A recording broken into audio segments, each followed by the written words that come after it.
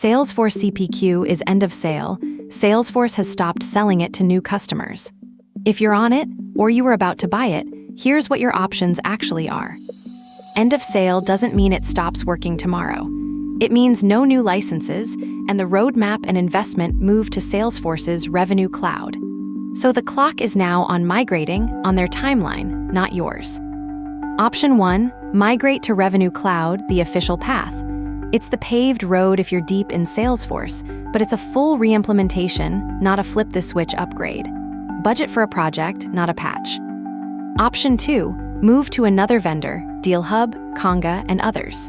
They're cleaner in places and faster to stand up, but you're migrating to someone else's model and renting again on a per-seat bill. But both options share the same catch that put you here. You're adapting your business to a vendor's tool, and you're exposed to their next end-of-sale decision. A forced migration is actually a good moment to ask a bigger question. What if the thing you migrate to is built around how you price, and you own it? Instead of renting the next tool, you build your own quoting system. Not from scratch, and not with a dev team with AI agents.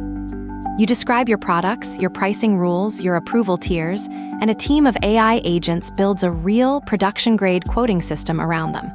A configurator, a pricing engine, branded quotes. Yours outright. No per-seat fee, no vendor roadmap, and no one can put it end of sale but you. So which fits? If you're committed to Salesforce, Revenue Cloud. If you want a packaged replacement fast, DealHub or Conga.